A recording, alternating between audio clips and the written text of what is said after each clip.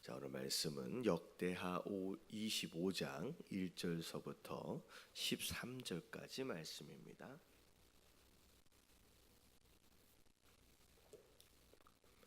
25장 1절서부터 13절까지 말씀 교독합니다. 아마샤가 왕위에 오를 때의 나이가 25세라 예루살렘에서 29년 동안 다스리니라.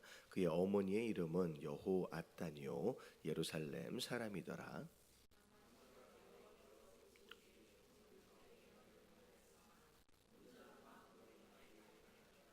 그의 나라가 굳게 섬에 그의 부왕을 죽인 신하들을 죽였으나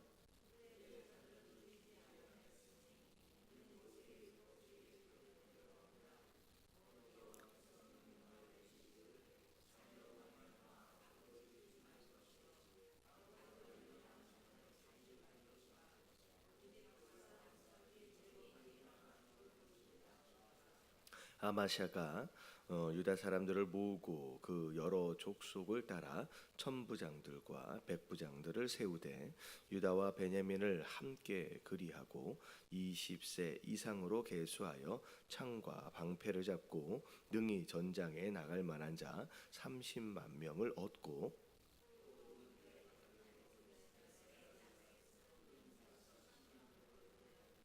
어떤 하나님의 사람이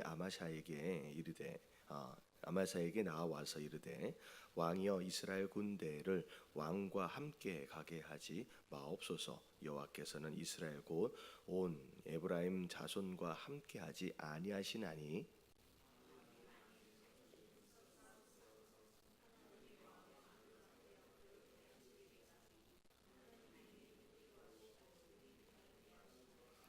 아마샤가 하나님의 사람에게 이르되 내가 100된 달란트를 이스라엘 군대에게 주었으니 어찌할까? 하나님의 사람이 말하되 여호와께서 능히 이보다 많은 것을 왕에게 주실 수 있나이다 하니라.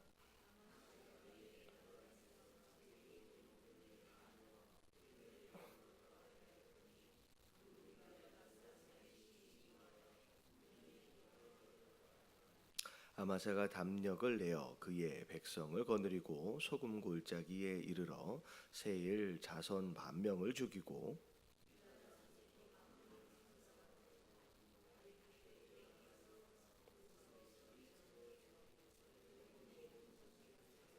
같이 봉독합니다. 아마샤가 자기와 함께 전장에 나가지 못하게 하고 돌려보낸 사마리아에서부터 벤호론까지 유다 성읍을 약탈하고 사람 3,000명을 죽이고 물건을 많이 노략하였더라. 아멘. 자, 요아스가 죽고 오늘 보니까 그의 아들 아마샤가 왕위에 오르게 됩니다. 요아스는 초반에 어린 시절에는 그래도 제사장의 영향으로 인하여서 나름대로 열심히 성전도 수리하고 종교 개혁도 하면서 온전하게 정치를 잘 했었지만 오히려 이제 제사장이 죽고 나서 오히려 이제 우상을 숭배하는 그런 잘못을 저지르게 되죠. 심지어 어제 말씀해 보니까 그 제사장의 아들을 이제 바른 말을 했다고 해가지고 성전뜰에서 돌로 쳐서 죽이는 그런 일들까지 벌어졌습니다. 사실 그 아버지 제사장을 통하여서 생명도 건지고 왕위도 이제 오르게 되고 사실 그 여호야다라고 하는 그 제사장에게 있어서는 큰 은혜를 입은 사람이죠. 그럼에도 불구하고 그 여호야다의 아들을 공개적으로 그렇게 죽이는 그런 일들에 앞장선 모습으로 인하여 은혜를 모르고 행했던 그런 모습으로 인하여 결국은 이제 죽고 나서 왕의 묘실에 이제 묻히지 못하는 이제 불명예스러운 죽음을 맞이하게 되죠. 그래서 우리가 이제 역대하의 말씀들을 쭉 이어가면서 보고 있는데 그 왕이 왕의 묘실, 이 왕의 묘실이라고 하는 것은 다윗의 이제 왕권을 쭉 이어받아서 왕이 되어진 자들만 들어가는 묘실이 있는 거죠. 그러니까 왕자들도 못 들어가요. 그러니까 왕으로 이제 일을 했던 사람들만 이제 거기 들어가는데, 거기에 들어갔느냐 못 들어갔느냐라고 하는 것으로 그 사람의 말년이 어떻게 보면 영광스러운 죽음이었느냐 아니면 이제 불명예스러운 죽음이었느냐라고 하는 것을 또 분별할 수 있는 기준이 됩니다. 특별히 요아스 같은 사람도 말년에 그렇게 해서 결국 불명예스러운 죽음을 맞이하게 되지요. 자, 그리고 나서 이제 아마샤가 나이가 25세에 예루살렘에서 이제 왕이 되어서 29년 동안 다스리게 됩니다. 자, 그런 가운데 2절에 보니까 일단 아마샤가 어떤 사람이었는지에 대한 간략한 평가가 나오죠. 자, 여호와께서 보시기에 정직하게 행하기는 하였으나라고 나와 있어요. 나름대로 하나님 앞에서의 어떤 태도를 지금 이야기하고 있는데, 자, 그 뒤에 보니까 온전한 마음으로 행하지 아니하였더라라고 이제 나와 있습니다. 이 부분은 어찌 보면 나름대로 하나님을 섬기며 어떻게 보면 이제 예배하는 그런 모습들은 갖췄지만 전심으로 그렇게 하지는 못했다라고 하는 것으로 약간의 아쉬움을 남기게 되는 모습을 보게 되죠. 자, 근데 중요한 건 이제 3절서부터 이제 시작이 되는데, 자, 나라가 굳게 섬에 부왕을 죽인 신하들을 죽였으나, 자, 그 이제 아마샤의 아버지 요아스가 이제 나중에 이제 그 자기 신하로부터 반역을 당해서 이제 죽임을 당하잖아요.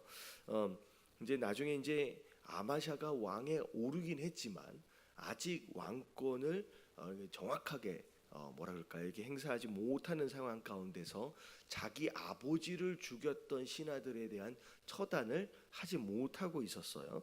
자, 그리고 나서 이제 왕권을 어느 정도 이제 붙잡아 내고 난 뒤에는 어떻게 했냐면 그 죽인 신하들을 이제 처형을 하게 됩니다. 자, 근데 이제 중요한 게 이제 4절서부터인데, 자, 그 죽인 신하들을 죽이기는 했지만 그 자녀들은 죽이지 않았다라는 거죠. 자녀들은. 자, 이게 왜 의미가 있느냐? 일반적으로 반역을 하게 되면 뭐 우리가 역사책에서도 많이 배웠죠. 반역을 하게 되면 보통 반역한 그 사람만 죽이지 않아요. 뭐 몇 족을 멸한다 그러잖아요. 뭐 3족을 멸한다 그러고 뭐 7족을 멸한다 그러고. 그러니까 어떻게 보면 3족을 멸한다라고 한다면 누가가 죽느냐면요. 그 뭐예요? 그 위아래로 한 세대씩은 다 죽는 거예요. 그러니까 그 사람하고 위의 세대하고 밑에 세대하고 다 죽는. 그러니까 사실은 7족을 멸하는 그런 상황이 되면요. 어떤 사람이 반역을 저질렀는데 사실 나는 그 사람이 누군지도 몰라. 근데 내가 그 사람이 사실 사촌지간이다, 오촌지간이야. 그러면 끌려가서 죽는 거예요. 그러니까 이게 왜 그렇게 되냐면 이 반역이라고 하는 것 자체가 어마어마하게 무서운 죄일 뿐만이 아니라, 만약에 그것이 그 사람만 죽이게 되면 죽임을 당한 그 사람뿐만이 아니라 그의 아들이든지 그의 손자라든지 만약에 살아남아 있다라고 한다면 그게 나중에 뭐가 되냐면 또 다른 반역의 씨앗이 되어집니다.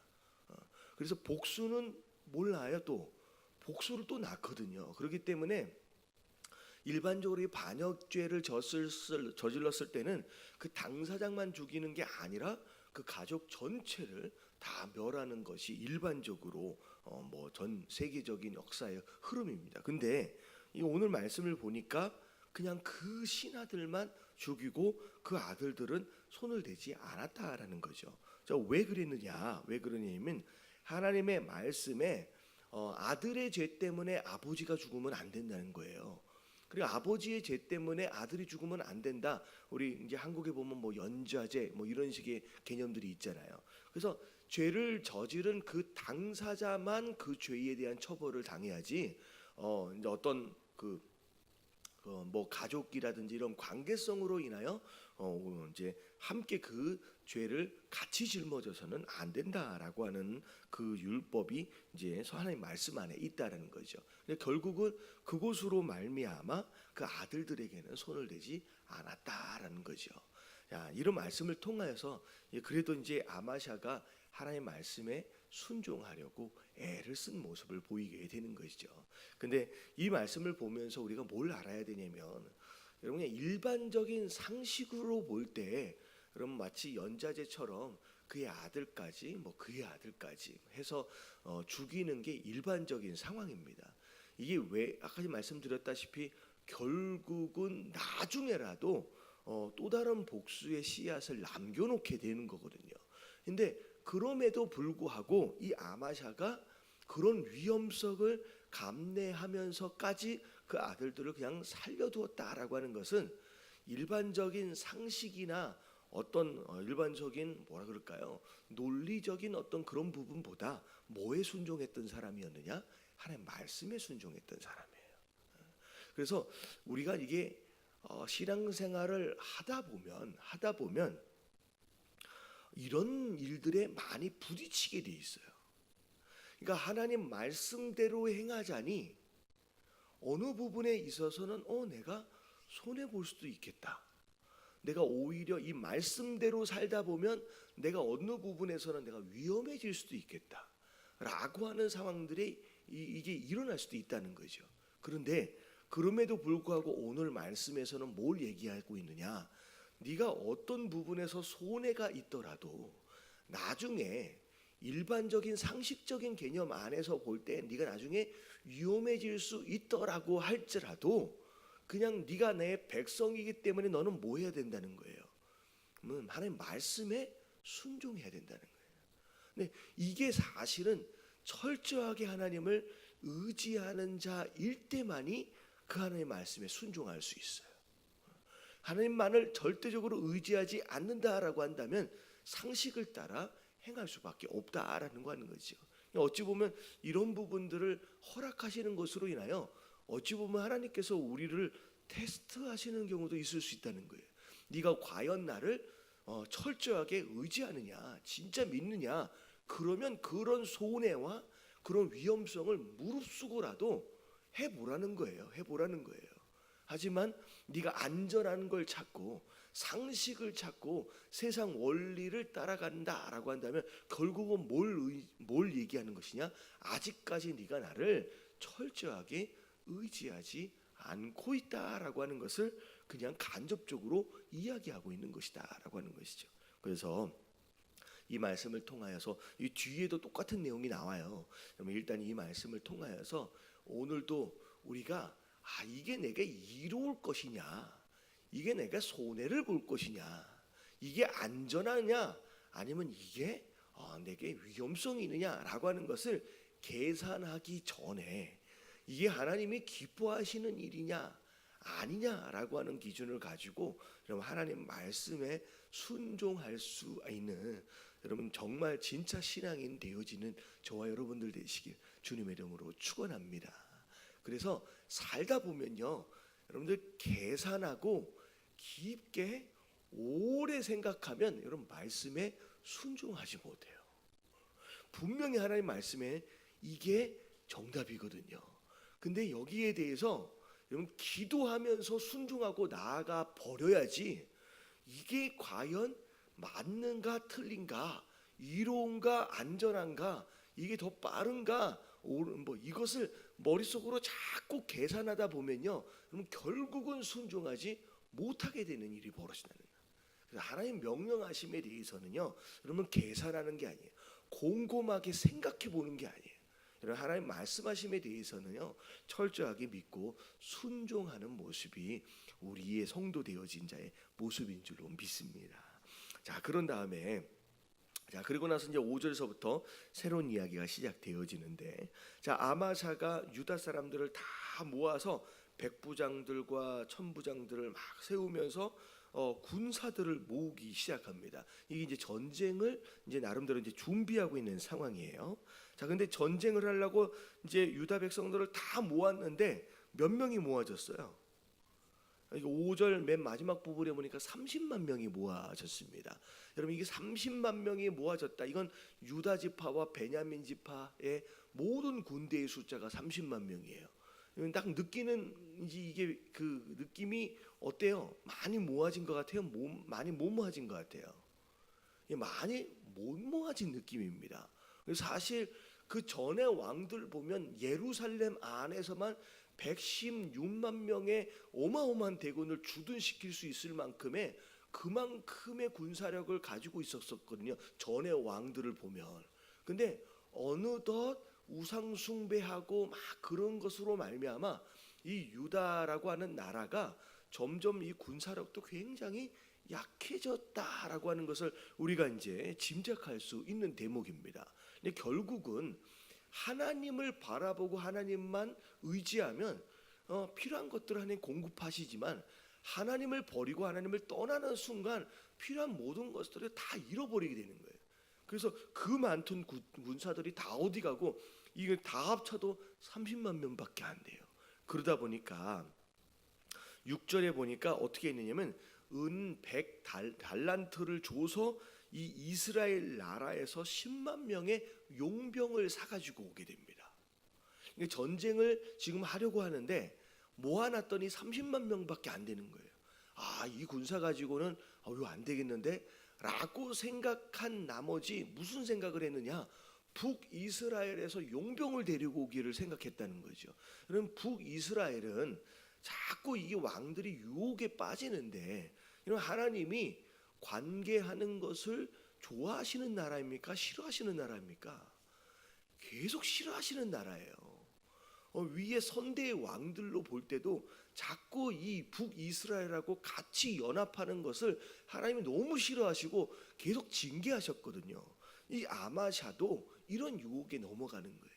여러분 우리가 이제 살다 보면 이게 유혹인데 무엇인가를 하려 할 때 좀 더 쉽게 하려고, 좀 더 빠르게 하려고, 그리고 더 했었을 때 더 큰 유익을 얻어보려고 하는 이 마음이 결국은 이런 유혹에 빠지게 되는 거예요.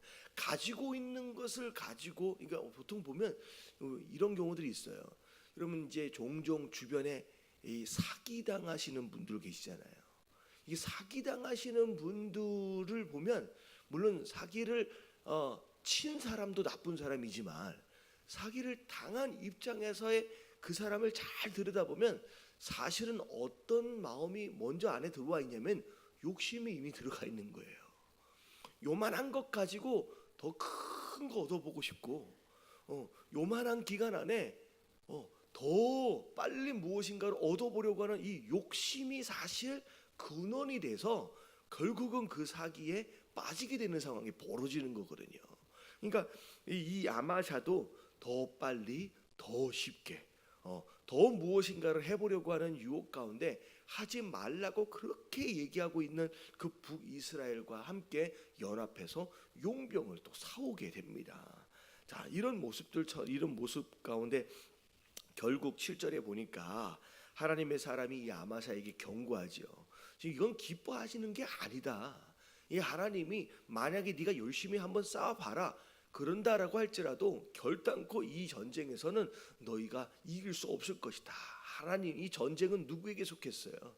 하나님께 속해서 하나님이 이기기도 하실 뿐만 아니라 오히려 거꾸로 하나님이 패하시게도 할 수 있다라고 이제 경고하게 됩니다. 자, 그랬을 때 9절에 보니까 아마샤가 이 하나님의 사람의 이야기를 듣고서 무슨 생각이 났어요? 이미 용병 이 10만 명을 데리고 올 때 뭘 줘버렸어요? 은 100달란트를 줘버렸어요. 이미 돈을 주고 사온 거예요. 그러니까 이것을 데리고 가서 싸우지 않으면 이 10만 명을 돌려보내야 되는데 이미 지불해버린 돈을 받을 수 있을까요? 없을까요? 없지요. 이 100달란트를 다 잃어버리게 되는 거예요. 그러니까 아까 처음에 얘기한 것처럼 또 무슨 생각이 나느냐? 손해볼 게 생각이 나는 거예요. 여러분 우리가 이게 잘 알아야 되는 게 뭐냐면, 여러분 하나님 말씀에 순종한다라고 할 때, 여러분 가시적으로 볼 때는요 거의 대부분이 손해 보는 일이에요. 그러니까 장기적으로 정말로 인생을 큰 그림 안에서 볼 때 여러분 하나님 말씀에 순종하는 것이 복인 줄로 믿습니다. 분명히 내게 복으로 다시 돌아올 거예요. 순종은 그런 거예요. 근데 순종은 가시적으로 내 눈앞의 상황으로 볼 때는 거의 100% 그냥 뭐예요? 손해봐요. 여러분 하나님 말씀에 순종한다라고 하는 것은 거의 대부분 손해보는 것처럼 보이고요, 돌아가는 것처럼 보이고요, 오래 걸릴 것처럼 보이고요, 굉장히 어려울 것처럼 보여요. 이게 하나님 말씀에 순종할 때에 우리가 눈에 보이는 느낌입니다. 그래서 순종이 어려워 보이는 거예요. 근데 하나님 뭐라고 말씀하시냐? 100 달란트를 이미 줘버렸는데 이거 잃어버리는 거 아니냐? 내가 어마어마한 손해다 라고 이야기할 때 이 선지자가 뭐라 그래요? 아니다는 거예요. 네가 순종을 하면 결국 네가 잃어버린 것보다 네가 다시 돌려받을 것이 훨씬 더 많다라고 이야기해 주는 거예요. 여러분 이것에, 여러분 이 계산하는 것에 여러분 우리가 이길 수 있어야 돼요. 우리가 당장 잃어버릴 것에 집착하면요 절대 순종이 안 돼요. 여러분 하나님께서 말씀하시는 순종, 여러분 지금은 많이 손해 보는 것 같지만 장기적으로 볼 때 결국 우리에게 복이 된다라고 하는 것을 기억하시는 가운데 여러분 순종해 보실 수 있는 저와 여러분들 되시길 주님의 이름으로 축원합니다. 그랬을 때 다행히 이 아마샤가 이 하나님의 사람의 이야기를 듣습니다. 참 감사한 얘기예요. 손해 볼 것을 감수해 가면서 그 말씀에 순종을 하면서 그 10만 명의 많은 군대를 이 북이스라엘로 고향으로 그냥 다 돌려보냅니다. 얼마나 아쉬웠을까요? 모자랄 것 같은데 다 돌려보내는 거예요. 돌려보내고 나서 이제 30만 명 가지고 과연 이 전쟁에 이길 수 있을까 염려도 됐겠지요. 하지만 하나님께서 어떻게 하셨어요? 이 세일 주민들, 이게 에돔이거든요. 에돔이라고 하는 나라와 더불어 싸웠을 때 이 전쟁에서 하나님께서 이길 수 있게끔 도와주십니다. 그리고 나서 전쟁에 이겼기 때문에 나중에 전리품도 많이 가지고 오게 되겠죠. 그런데 이제 마지막 부분에 보니까 13절 말씀을 보니까 뭐라고 나와 있어요? 이 이제 용병들, 이스라엘에서 데리고 온 이 용병들을 보내서 집에 돌아가면서 받을 거 다 받았거든요. 100달란트 다 받았거든요. 근데 올라가면서 굉장히 씩씩거리면서 화내면서 올라갔다는 거예요. 그리고 심지어 그냥 집으로 안 돌아가고 어떻게 했어요? 유다에 있는 몇몇 성읍을 약탈하고 심지어 사람까지 죽이고 올라가 버립니다. 결국은 이게 어떻게 된 이야기냐? 결국은 함께해서는 안 되는 사람이었다는 거죠. 그러니까 자기를 전쟁에 끼워주지 않았다라고 하는 이유로 말미암아 이미 돈 다 받아 챙겼거든요.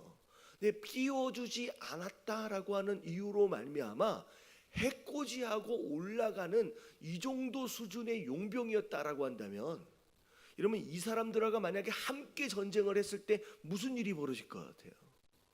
여러분 이거는 아군이 아닌 거예요.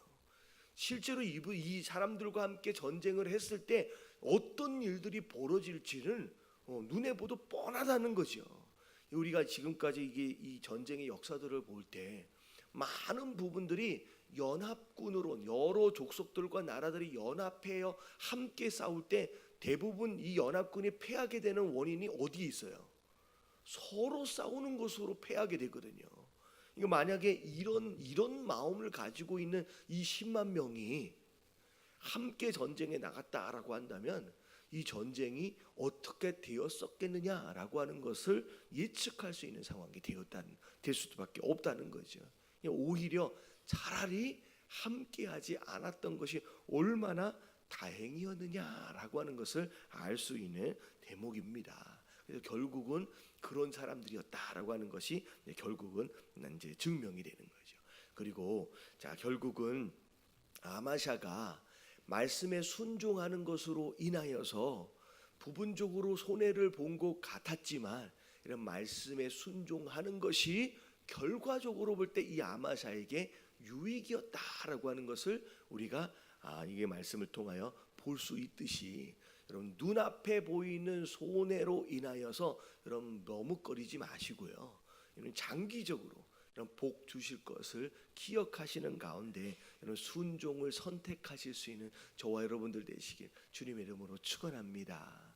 그리고 한 가지 더 우리가 좀 생각해 볼 수 있는 내용이 뭐냐면 차라리 10만 명 용병 데리고 오기 전에 100달란트 북이스라엘에 줘버리기 전에 먼저 여러분 하나님의 뜻을 구하여 물어볼 수 있었다라고 한다면 여러분 이런 손해도 사실 미연에 방지할 수 있었던 부분이었다라고 하는 것을 생각해 볼 때에 여러분 손해 보지 않기 위해서라도 여러분 오히려 한 걸음 한 걸음을 여러분 하나님 앞에 묻고 먼저 묻고 순종하는 것이 진짜 지혜다라고 하는 걸 여러분 깨달아지시게 되길 주님의 이름으로 축원합니다.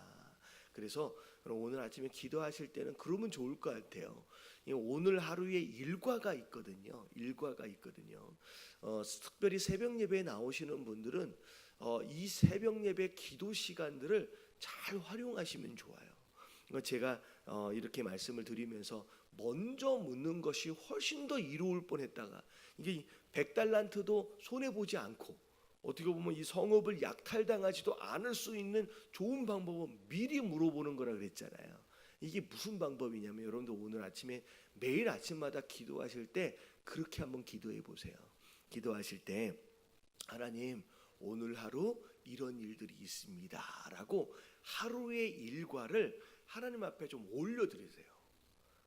내가 필요한 것들을 하나님 앞에 구하는 것으로 간구하는 것으로 기도를 끝내지 마시고 간구와 더불어서 하나님께 오늘 하루의 일과를 하나님 앞에 약간 보고의 형식으로 하나님 내가 오늘 아침에 누굴 만나게 돼 있고 하나님 오늘 무슨 일을 하게 돼 있어요 라고 하면서 그냥 하나님과 대화하면서 한번 올려드리세요. 그리고서 그 가운데 하나님에게 지혜를 한번 구해보세요. 그러면요 여러분 이런 기도를 매일 아침마다 하루 일과를 올려드리시잖아요. 그러면 이게 반복되어질수록 어느 순간에서는요 이런 하나님의 이게 인도하심이 있어요. 하루 일과를 올려드리면 불필요한 일들은 이상하게 기도를 하면서 정돈이 됩니다. 그러니까 우선순위를 따라서 굳이 그것이 아니다, 그것이 먼저가 아니다라고 하나님께서 우선순위를 따라서 내 삶을 정돈해 주시기도 하고요. 심지어는 누구를 만난다라고 했을 때 그 사람과 더불어 어떤 이야기를 나누어야 될지에 대한 지혜까지도 여러분 기도를 통하여 하나님께서 마음 가운데 주실 때가 굉장히 많아요. 여러분 그래서 여러분 하나님 앞에 아침마다 하루의 일과를 올려드리잖아요. 그러면 미리 하나님께서 인도하심을 허락하실 때가 굉장히 많아요. 그래서 하루에 24시간을 쓰더라도 굉장히 효과적으로 쓸 수 있게끔 하나님께서 만들어 주시기도 하고요. 그리고 불필요한 것으로 인하여 시간 낭비나 재정 낭비를 하나님께서 막아 주실 때도 있습니다. 그래서 이 미리 하나님 앞에 묻고 움직이자라고 하는 것이 굉장히 추상적인 개념이 아니라 여러분 이 아침에 새벽 예배를 드리시는 분들은 이런 기회들을 많이 사용하실 필요가 있다는 거죠. 그래서 오늘 함께 기도하실 때 그냥 하나님이 내 아버지, 우리 아버지시잖아요. 소소한 일들을 다 하나님 앞에 올려드리세요. 그러면서 하루의 일과를 이 아침에 스케줄을 정돈해 보시고 이 하루를 한번 살아보십시오. 그러면 신기하게 이것을 반복하여 한 6개월, 1년 하시면요 여러분 삶의 질이 달라져요. 여러분 이게 새벽 예배로 하나님 앞에 기도하며 하루를 시작하는 자들의 특권 중에 특권입니다. 그래서 하나님 먼저 묻고 하나님 인도하심을 받는 그런 하루의 일과가 되게 하여 주시옵시고, 그리고 하나님 말씀하심에 있어서는 계산하는 자가 되지 않게 이것저것 이로운가 빠른가라고 하는 것을 재는 사람이 아니라 하나님 말씀에 대해서는 비록 손해를 좀 본다라고 할지라도 순종할 줄 아는 사람. 그러면 장기적으로 볼 땐 그게 오히려 우리에게 복이 되거든요. 그러면 손해를 보더라도 오히려 돌아간다라고 할지라도 긴 시간이 더 걸린다라고 할지라도 오히려 오늘 말씀에 순종하는 그런 성도들이 될 수 있도록 해달라고 우리 다 같이 주님 한번 부르짖고 통성으로 기도하며 오늘 하루 시작하도록 하겠습니다. 자, 기도합니다. 시작.